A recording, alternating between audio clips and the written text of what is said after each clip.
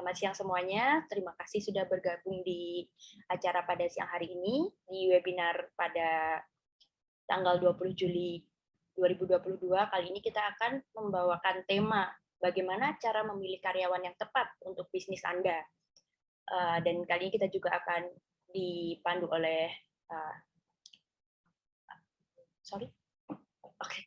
hari ini akan ada narasumber dari Sanko Indonesia, HR generalis mereka, yakni Ibu Yosi, Oktora Yosi.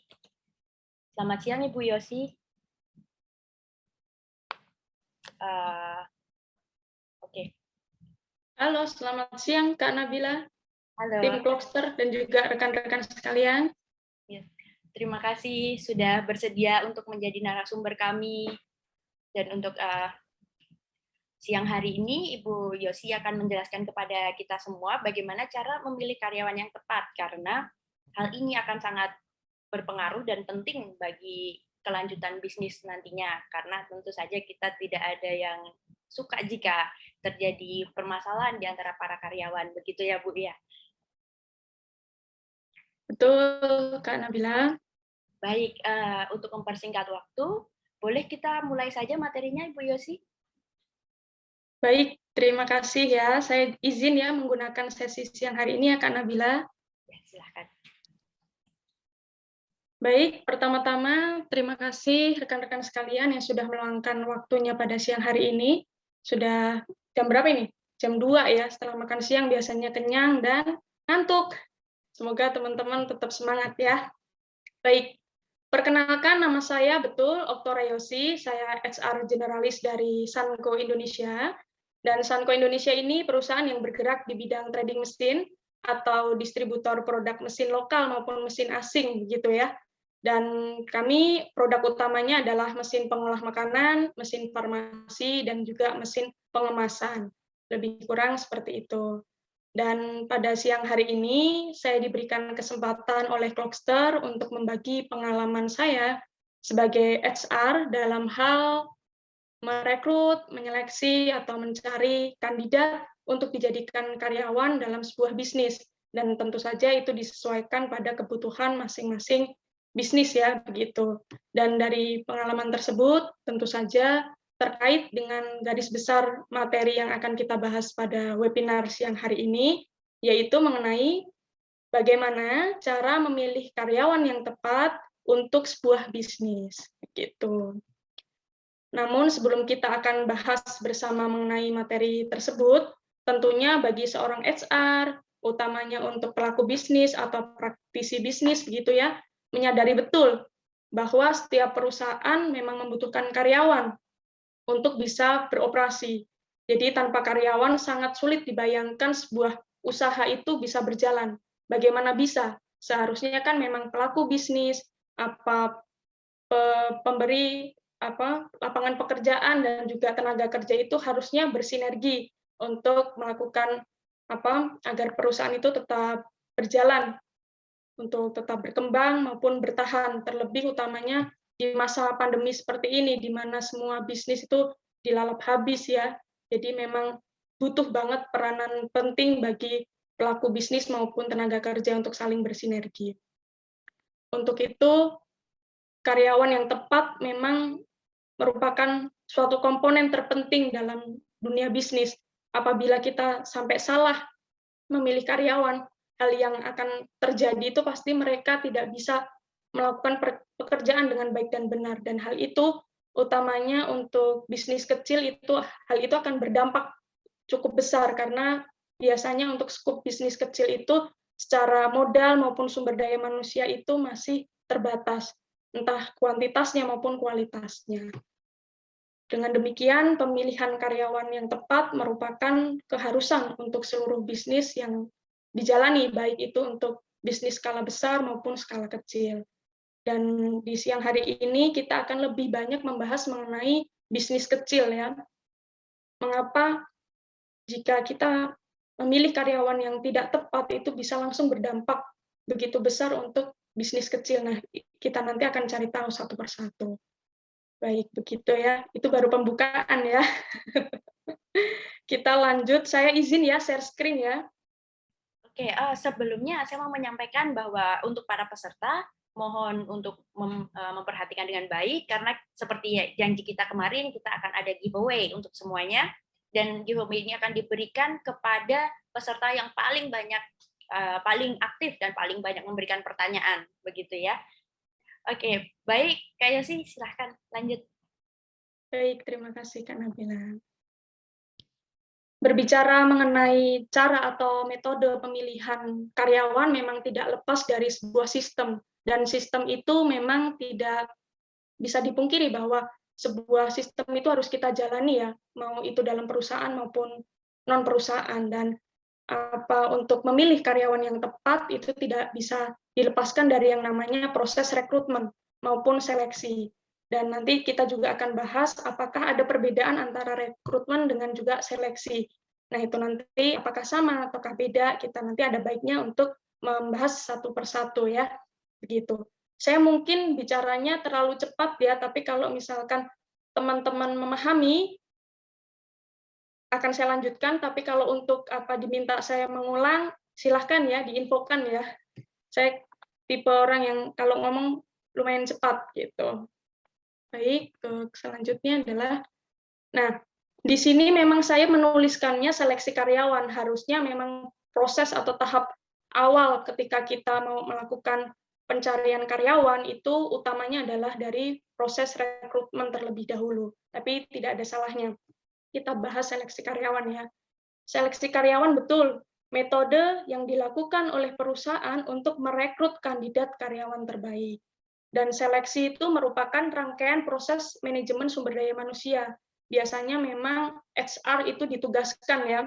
Kalau misalkan perusahaan sudah skupnya besar itu HR juga dibagi berbagai macam ya dari spesialis. Tapi karena saya generalis, saya mengurus hampir semua lini karyawan, saya juga yang handle begitu. Dan setelah melakukan rencana terhadap kebutuhan karyawan seperti butuhnya berapa orang, terus juga untuk apa si karyawan itu dan bagaimana nanti pekerjaannya itu, memang itu proses rencana itu ada di tahap rekrutmen. Jadi setelah nanti tahapan rekrutmen itu intinya adalah untuk mendorong atau memotivasi si para pelamar itu untuk melamar ke perusahaan kita sesuai dengan posisi yang dibutuhkan. Secara general seperti itu. Dan setelah proses rencana itu selesai, dilanjutkan ke tahap seleksi atau selection ya, proses untuk memilih pelamar untuk dijadikan karyawan dan menempatkan posisi yang memang dibutuhkan. Dan proses seleksi itu sendiri, karena rekrutmen tadi kan memang kita tarik mundur ke belakang ya, proses rekrutmen sendiri itu merencanakan kuantitasnya berapa, kualitasnya ingin seperti apa, dan job desk-nya nanti bagaimana. Nah, dari sana kita dorong para pelamar untuk gimana caranya agar mereka tertarik untuk melamar dulu ke perusahaan kita sesuai dengan posisi yang dibuka, begitu. Dan seorang HR utamanya atau pelaku bisnis itu akan selalu memegang prinsip dalam proses seleksi ya, yaitu right people in the right job, yaitu menempatkan seseorang yang tepat pada posisi yang tepat. Karena yaitu tadi, terlebih untuk bisnis kecil, kalau sampai kita menempatkan posisinya tidak sesuai, maka dampaknya itu akan langsung dirasakan oleh pelaku bisnis itu sendiri. Jadi sudah jelas ya, pada tahap rekrutmen maupun tahapan seleksi itu berbeda. Tahapan rekrutmen itu adalah tahap awal sebelum kita melakukan penjaringan yang lain. Begitu. Jadi dalam tahap seleksi ketika kita sudah mendapatkan banyak sekali pelamar gitu ya, kita akan sebagai HR itu merasa bersyukur ketika banyak orang yang termotivasi, tertarik dengan bisnis kita. Karena kita jadi memiliki banyak pembanding daripada yang hanya kita terima mungkin hanya yang melamar itu hanya 3 orang, 4 orang gitu. Semakin kecil itu semakin kita merasa resah sih sebagai HR ya. Harusnya pembanding itu banyak. Nah, lebih enak, kita lebih lihatnya itu semakin terang gitu. Baik, jadi dalam seleksi sendiri itu jelas ketika kita menyeleksi pelamar, kita melihat apakah kualifikasinya cocok atau tidak, sudah sejak awal kita cut, misalkan apa dia tidak sesuai dengan kriteria begini, misal seperti itu, kita bisa langsung tidak loloskan dia. Tapi kalau misalkan dia secara kriterianya oke, pengalaman dan segala macam komponen yang ada masuk, maka kita akan lanjutkan ke tahap selanjutnya. Begitu. Jadi perusahaan memang perlu melakukan tahap demi tahap gitu dalam proses seleksi yang harus dijalankan. Ya balik lagi karena tujuannya kita adalah untuk mencari karyawan terbaik, mana nih yang paling baik dari yang paling baik gitu kan. Jadi proses seleksi sendiri betul umumnya dilakukan setelah pelaksanaan rekrutmen. Karena rekrutmen tadi kan perencanaan ya, dan juga untuk memotivasi orang untuk datang melamar. Datang melamar ini dalam tanda kutip ya, sekarang udah nggak perlu datang ngasih CV gitu kan, nggak perlu, tinggal sekali klik. Yang satu dulu aja ya. Baik, boleh. Seorang HRD biasanya memilih kandidat dengan melakukan psikotes. Menurut Ibu Yosi, sebenarnya acuan psikotes tersebut efisienkah dalam memilih kandidat terbaik? Ini pertanyaan dari Pak Sugeng. Oke, halo Pak Sugeng. Saya izin ya menjawab sepengetahuan saya, Pak Sugeng ya. Jadi untuk penggunaan psikotes itu apakah efisien dan segala macam, itu disesuaikan kebutuhan. Dalam arti begini Pak, disesuaikan juga Bapak sedang akan melakukan rekrutmen atau seleksi untuk jenjang karir yang apa. Misalkan staff kah, supervisor kah, manajer, atau lain sebagainya. Kalau dari sisi saya, yang masih efisien adalah yang masih di bawah supervisor, staff, atau untuk yang lulusan baru misal seperti itu perlu Pak, tetap perlu untuk dilakukan psikotes. Karena apa rata-rata untuk fresh grade itu kan belum ada pengalaman kerja, rata-rata yang saya katakan. Jadi sehingga untuk staff perlu Pak, masih perlu untuk efisien atau tidak, masing-masing HR itu memiliki memiliki cara pandangnya sendiri. Kalau dari saya memang untuk staff masih perlu Pak untuk dilakukan psikotes. Tapi kalau untuk supervisor, untuk level di atas supervisor, asmen dan segala macam itu bisa dikesampingkan, bisa cari alternatif lain, mungkin interview yang berlapis itu lebih dari cukup karena kita menggali dari sisi pengalaman kerja. Begitu Pak Sugeng. Baik, ini mau lanjut ke pertanyaan berikutnya atau mau ke penjelasan selanjutnya, Kak Yosi? Oke, boleh deh. Apa pertanyaan dulu aja, Kak? Baik, ini dari Ibu Ria ya. Izin bertanya, Mbak, tahapan interview yang baik itu HR lebih dulu atau user lebih dulu? Karena ada beberapa perusahaan yang mendahulukan user interview dibandingkan dengan HR. Baik, pendapat Ibu Yosi gimana? Baik, ini pendapat pribadi saya ya. Saya terbiasa untuk melakukan biasanya HR dulu. Kenapa? Karena balik lagi nanti user itu akan lebih banyak bertanya pada HR. Itu yang terjadi di Sanko Indonesia sendiri ya. Jadi saya terlebih dahulu, saya 2 kali interview. Jadi interview awal dan final. Final yang tadi saya jelaskan bersama dengan user. Gitu. Jadi akan lebih baiknya untuk HR itu agar mengetahui hampir informasi yang memang dibutuhkan. Kan sebelum adanya interview otomatis kan HR pasti komunikasi terus ya dengan user untuk kualifikasinya seperti apa dan yang dicari itu yang bagaimana. HR itu wajib dan perlu tahu, bukannya kepo ya, tapi ini adalah kompetensi kita harus tahu lah apa yang sebenarnya dibutuhkan dan paling cocok untuk perusahaan. Begitu, Bu Ria ya. Baik, terima kasih Bu Yosi. Ini mau dilanjut dulu materinya? Kita simpan. Boleh, saya lanjutkan ya. Kita simpan pertanyaannya untuk sesi berikutnya ya. Baik.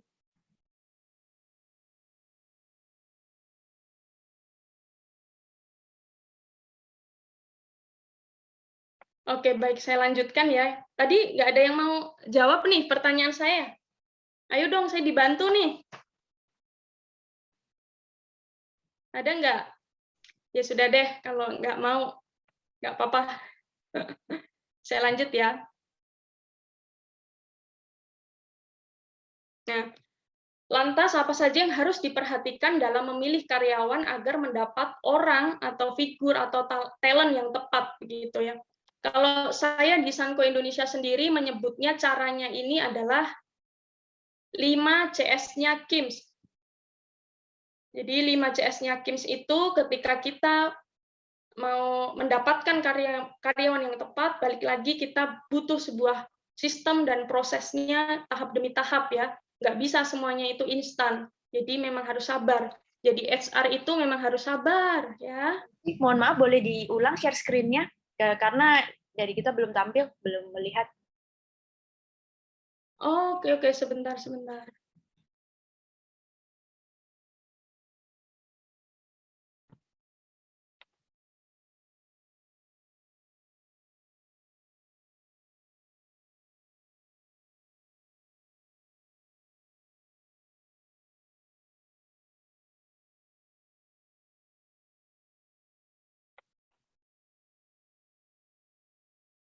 Oke, sebentar ya.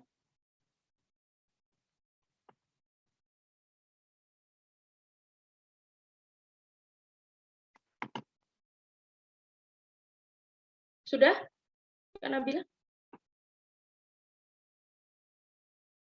Apakah sudah? Iya, sudah kelihatan.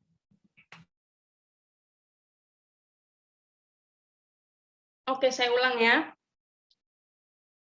Jadi tadi kita kan bahas yang terakhir adalah lantas apa saja yang harus diperhatikan dalam memilih karyawan agar mendapat orang atau figur yang tepat. Dan di Sanko Indonesia sendiri saya memilih untuk melakukan proses seperti ini. Jadi untuk menjaring karyawan terbaik, prosesnya itu ada banyak ya, dan harus sabar memang satu persatu. Di sini saya menyebutnya adalah 5 CS-nya KIMS, meskipun secara faktual tidak semuanya saya gunakan. Yang saya gunakan biasanya hanya sampai ke magang saja ya. Yang pertama, oke kita bahas ya. Mengenai kita harus mengecek CV misal. Jadi dari CV jelas bisa menunjukkan kualifikasi kandidat. Jadi melihat komitmennya untuk bekerja misal. Jadi berawal dengan membaca CV, ketika kita membutuhkan karyawan yang berpengalaman misal gitu ya, kita bisa menemukan dengan hanya membaca atau melihat background atau pengalaman kerjanya, apakah memang sesuai dengan posisi yang kita tawarkan atau butuhkan. Terus misalkan dia juga kita bisa lihat rentang waktu di mana dia bekerja dari satu tempat di tempat lain ke tempat lain itu apakah pendek atau panjang. Sejujurnya saya memang kurang cocok dengan kandidat atau karena saya menyesuaikan dengan culture-nya Sanko Indonesia gitu ya, misalkan cari sales, saya nggak bisa melihat karyawan yang 2 tahun bekerja, baru 2 tahun dia pindah ke tempat yang lain. Karena sejujurnya sales engineering untuk menguasai katalog mesin itu butuh waktu yang cukup panjang. Hanya belajar saja mungkin bisa menghabiskan waktu setahun. Nah ini kalau baru 2 tahun itu ya mungkin belum achieve apapun gitu ya. Jadi saya sangat kurang setuju apabila ada kandidat yang misalkan dia bekerjanya itu di bawah 2 tahun gitu. Utamanya untuk sales ya gitu. Nah, setelah kita lihat bagaimana background pendidikan, terus pengalaman kerja, kita juga bisa melihat berapa lama dia bekerja di tempat sebelumnya. Nah, itu apakah kutu loncat atau tidak. Nah, hal itu tuh sangat penting karena informasi tersebut memang yang kita butuhkan sebagai seorang HR ya untuk melakukan penjaringan di tahap awal. Jadi kita juga harus menilai, pinter-pinter menilai berdasarkan syarat-syarat yang sudah dipenuhi, misal gitu. Contoh lagi dari CV, kenapa saya dari awal menyinggung mengenai lama tidaknya kandidat ini bekerja. Contohnya, misalkan di perusahaan kita itu adalah perusahaan mengenai pembiayaan, misal gitu. Nah, kita kan butuh finance ya, kita butuh finance kalau dia track record-nya bekerja hanya misalkan hitungan bulan gitu. Kan finance itu kan kita sebagai HR maupun manajemen ataupun sebagai sebagai pelaku bisnis gitu. menginginkannya ya karyawan itu yang long last, memiliki hubungan kerja yang panjang. Terlebih untuk finance itu kan bertanggung jawab penuh dalam arus informasi keuangan, contohnya seperti itu. Dan untuk tips aja, biasanya sebagai seorang HR, kita itu ngecek CV yang masuk itu kan bukan hanya 1, 2 ya. Dan saya bersyukur hidup di era digital, di mana sebelumnya jika CV yang masuk itu satu orang bisa bisa berlembar-lembar begitu ya. Sekarang hanya satu halaman pun kita sudah melihat hampir semua informasi yang kita butuhkan. Jadi tips saja untuk siapapun itu ketika ngecek pun juga enak kan, kita perlunya apa, background pendidikan, apa pengalaman kerja, atau hal lainnya kita hanya melihat dari satu lembar itu saja sudah informasi yang kita butuhkan itu sudah terpenuhi. Jadi sangat menghemat waktu kita sebagai seorang HR begitu.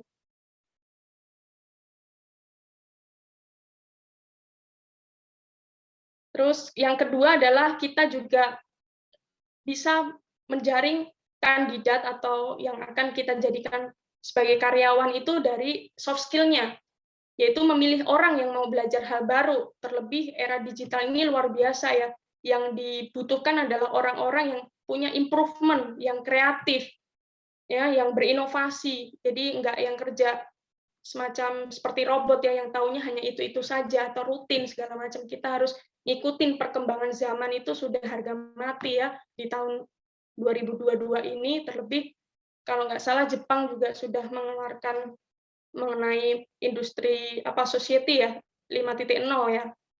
Jadi memang antara manusia dan teknologi itu harusnya seiring sejalan gitu. Dan kita juga sangat perlu memilih orang yang mau belajar dan adaptifnya itu cepat. Semuanya sekarang, semua bisnis serba ekspres. Oke, dia punya skill, dia punya pengalaman, tapi kalau dia orangnya geraknya santai, udah habis itu nanti. Habis sama rata-rata karyawan yang memang geraknya itu cepat lah dan benar ya. Itu hasilnya juga oke gitu. Dan soft skill sendiri ini didukung dari berbagai hal ya, berbagai perangkat, misalkan komunikasinya juga oke, pemahaman dia juga oke, leadership, analisa, adaptif, kreatif, kolaborasi. Nah, utamanya adalah kolaboratif ini ya. Ini yang jadi pertimbangan utama, apakah dia pinter itu bisa untuk bersama, ataukah dia pinter untuk secara personal atau mandiri. Itu juga sebagai penilaian kita ya. Yang ketiga adalah kompabilitas. Nah, kesesuaian bisnis perusahaan. Bisnis kita itu bergerak di bidang apa, dan culture-nya bagaimana, karakter perusahaan kita itu seperti apa. Itu harus disesuaikan dengan karyawan yang ingin kita rekrut. Jadi jangan sampai kita merekrut orang yang malah jadi kendala di lini bisnis kita. Gitu. Apakah kandidat ini cocok bekerja di perusahaan kita? Dia mampu berbaur atau tidak? Ada poin plus-plus enggak dari si kandidat ini? Kalau poinnya hanya rata-rata, saya kira juga tidak akan memberikan kontribusi yang maksimal, gitu ya. Kemudian kita bisa gunakan juga fasilitas magang. Jadi di Sanko sendiri saya sharing juga, baru 2 tahun ini kita gunakan untuk magang ya, fasilitas magang ini, jadi melibatkan karyawan magang, utamanya untuk lini bisnisnya untuk membantu teknisi misal gitu. Jadi kita ambil dari teman-teman SMK yang harusnya memang ada kerja prakteknya, nah kita ambil dari sana. Harapannya misalkan suatu hari kita membutuhkan karyawan teknisi misal gitu, kita bisa mengambil dari siswa dari SMK tersebut gitu untuk kerjasama dengan kita, untuk bekerja dengan kita begitu. Jadi manfaat magang itu ternyata juga banyak lah, memudahkan saya utamanya selaku HR ya, untuk memenuhi kebutuhan perusahaan mengenai perekrutan atau seleksi karyawan ini begitu. Nah, yang kelima ini yang mungkin juga bisa juga dilakukan teman-teman HR. Kalau saya sejujurnya saya tidak melakukan hal ini ya, untuk memanfaatkan sosial media. Jadi sosial media itu betul bisa mengidentifikasi kepribadian ketika bersikap di dunia maya. Nah, ketika kita bicara mengenai CV itu bisa melihat kualifikasi kandidat berdasarkan memang track record-nya dia dalam profesional ya. Nah, manfaat sosmed itu mengidentifikasi jenis kepribadian seseorang dalam berdunia maya. Itu bisa, cuman kalau saya pun harus saya bagi ya, kalau dari sisi saya profesional ya profesional, untuk personal ya itu urusan masing-masing. Kalau saya tidak gunakan untuk untuk cek background kandidat atau calon karyawan di sosial media itu tidak saya lakukan. Begitu. Mungkin teman-teman bisa lakukan, ya it's okay, itu kan pilihan masing-masing ya. Begitu. Oke. Dan kita masuk ke slide terakhir, yaitu kesimpulannya. Jadi kesimpulan dari apa yang sudah dibahas, bahwa bicara seleksi karyawan memang bukan hanya tentang mengisi posisi yang kosong, tetapi juga memilih orang yang tepat untuk posisi tersebut. Bukan hanya pertimbangan masalah skill, tapi juga disesuaikan kepribadian calon karyawan, relate atau tidak nih dengan bisnis yang perusahaan atau yang bisnis sedang jalankan gitu.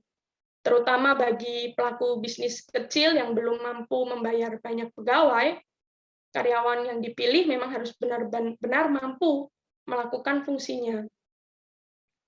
Karena memang akan menghemat waktu, tenaga, biaya yang harus dikeluarkan untuk proses seleksi karyawan.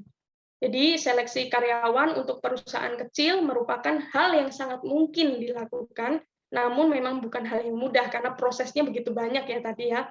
Jadi pelaku bisnis memang harus benar-benar menunjukkan keunggulan, karena seperti perusahaan itu ya seperti seorang sales gitu loh. Apa yang membuat pelamar tertarik untuk melamar di bisnisnya kita, di perusahaannya kita. Kita harus memberikan perbedaan atau keunggulan dari perusahaan-perusahaan lain. Begitu.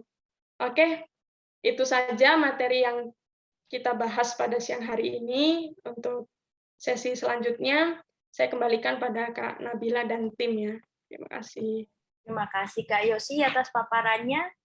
Yang bisa saya quote dari Kak Yosi hari ini yang penting nih. Rekrutmen karyawan itu untuk memilih karyawan yang tepat itu sangat penting, karena apalagi untuk bisnis kecil karena sangat besar dampaknya. Dan juga merangkum tadi yang disampaikan adalah untuk mendapatkan karyawan terbaik, HR harus menempatkan orang yang tepat di tempat yang tepat, dan juga mendahulukan karyawan yang memiliki pengalaman. Dan juga ada tantangan ya dalam rekrutmen, beberapa tantangan yang tadi sudah disampaikan.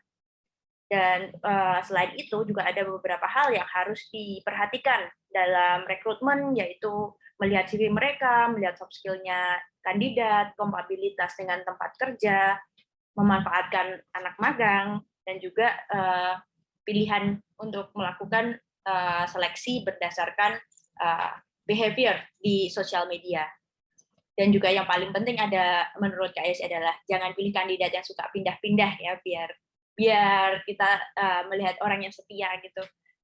Baik, masih ada pertanyaan lagi Kak Yosi dari Pak Andi. Halo, kenalin saya Andi, seorang HR. Kita tahu bahwa saat ini sedang mengenai talent acquisition, yang mana metode ini saya nilai cocok untuk mendapatkan kandidat pada posisi yang sulit untuk didapatkan, seperti IT. Adakah tips mengenai penerapan talent acquisition ini, atau job platform apa yang paling efektif untuk mendapatkan kandidat terbaik? Terima kasih. Silahkan. Oke. Betul, sekarang itu banyak sekali ya platform bertebaran ya untuk membantu pekerjaan HR untuk dalam hal rekrutmen maupun seleksi karyawan. Kalau saya sendiri memang untuk posisi-posisi yang krusial, misalnya yang sulit didapatkan, memang utamanya saya biasanya untuk sharing saja, saya biasanya menghubungi rekan-rekan sesama HR. Biasanya rekan-rekan sesama HR itu sudah memiliki bank data, rata-rata ya, bank data. Apa jika tidak diperlukan di perusahaannya, biasanya kita saling tukar ya, saling barter. Itu yang pertama kali saya lakukan gitu sebelum saya masuk ke platform. Dan yang kedua, selama ini kalau khususnya untuk IT, memang di Sanko sendiri tidak kesulitan karena memang kita juga salah satu bisnisnya kan juga mengenai IoT ya, di mana juga diisi rata-rata dari teman-teman IT gitu. Jadi kita hanya networking saja sih, Pak, gitu. Jadi kalau untuk platform sejujurnya saya kurang begitu paham ya, tapi kalau insight dari teman-teman sih dari LinkedIn, Pak, kita pasti bukan bajak ya, untuk kita memberikan offering ya, penawaran itu biasanya dari LinkedIn, gitu. Tapi ya utamanya saya akan lakukan ya dari internal dulu, karena ya kebetulan Sanko lini bisnisnya yaitu ada yang IoT produk ya diisinya sama teman-teman IT dari berbagai grup gitu. Oke, baik. Ini pertanyaan satu lagi, kayak banyak sekali kasus ditemui bahwa HRD kerap salah pilih karyawan. Ketika mereka diterima, ternyata si karyawan tersebut sulit mengerti tugas dan pekerjaannya. Bagaimana bisa demikian dan tindakan apa yang akan diambil sebagai seorang HRD? Wah, menarik nih. Silakan Kak Yesi. Betul, betul, betul. Oke. Sebelumnya saya ingin bercerita ya. Saya ingin bercerita bahwa mungkin akan relate dengan apa yang akan kita bahas pada pertanyaan siapa tadi, mohon maaf? Pak Nurman ya, Pak Muhammad Nurman Nurman. ya. Jadi bahwa banyak sekali kasus ditemui bahwa HRD kerap salah pilih karyawan. Saya nggak tahu sih kenapa yang disorot selalu HR yang memilih karyawan ya, padahal akhir itu hanya mengawal. Kita betul, kita yang memfilter. Setelah itu kita juga sajikan ke user, kita sajikan ke direktur gitu atau ke top manajemen mau memilih yang mana. Sejauh HR itu sudah melakukan seleksi demi seleksi, pasti kita bisa melaporkan itu by data. Ada yang kita pertanggungjawabkan hasilnya seperti apa dari data dan angka gitu. Dan untuk selanjutnya pasti masuknya ke tahap final. Final itu kan interview final itu bisa di bisa di HR, bisa di top manajemen atau bahkan user ya. Kembali ke mereka. Mereka mau milih yang mana. Tapi kalau HR itu memang hanya menyajikan saja mau pilih yang mana. Tetap pilihan utama itu ya kalau nggak dari user, dari yang lain gitu ya. Itu yang bisa saya sampaikan yang pertama. Yang kedua, terkadang memang kita sebagai HR itu kayak bertaruh gitu loh. Si karyawan ini nantinya akan bisa melakukan pekerjaan dengan baik atau tidak. Nah, saya tidak tahu di tempat teman-teman itu apakah statusnya PKWT atau PKWTT. Kalau misalkan PKWTT atau nantinya akan diangkat sebagai karyawan tetap, maka kita bisa melihat di 3 bulan pertama di masa probation. Nah, kebiasaan saya biasanya di masa probation itu, saya akan lihat di 2 bulan pertama. Saya akan komunikasikan kepada user-nya.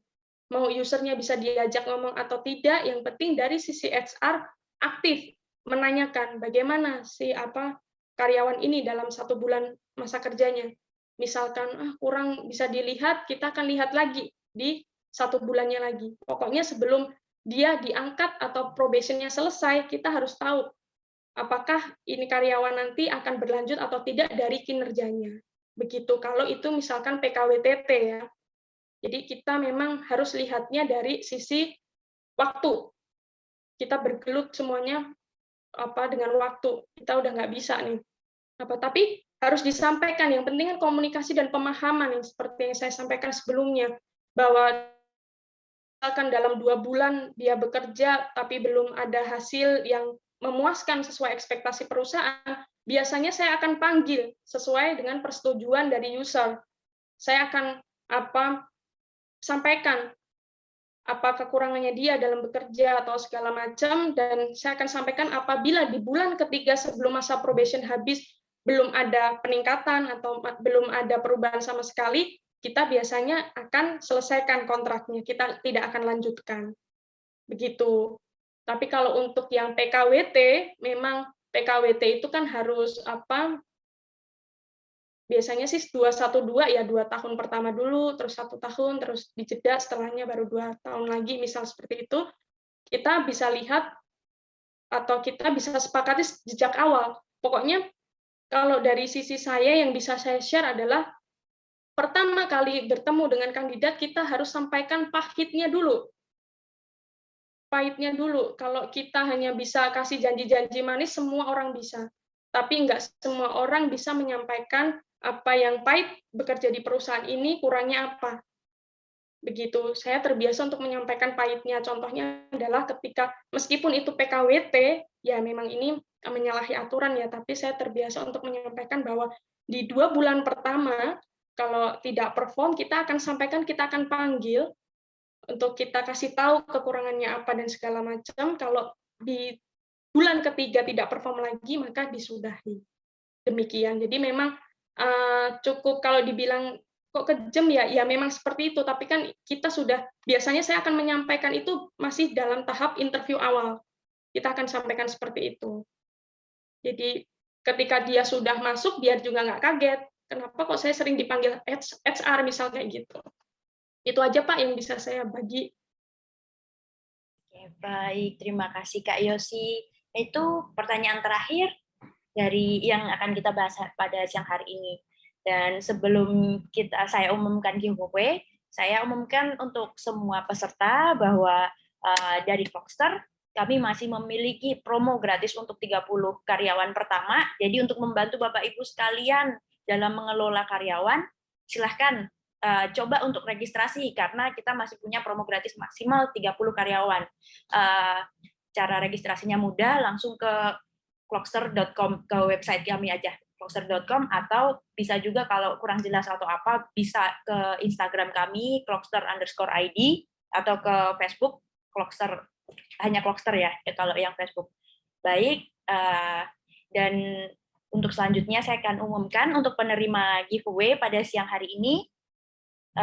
Giveaway kita yang pertama untuk Pak Sugeng, kemudian untuk Bu Ria, dan yang ketiga untuk Pak Andi dari Brighton Care. Baik, untuk ketiga pemenang, silahkan menghubungi kami, atau nanti kita juga bisa hubungin karena kita akan cocokkan juga dengan database yang kemarin sudah mendaftar di kami ya. Untuk selanjutnya kita akan diskusikan cara distribusi giveaway-nya setelah ini. Baik, terima kasih atas partisipasinya semuanya. Selamat bekerja kembali, selamat siang, sampai jumpa di webinar berikutnya. Terima kasih.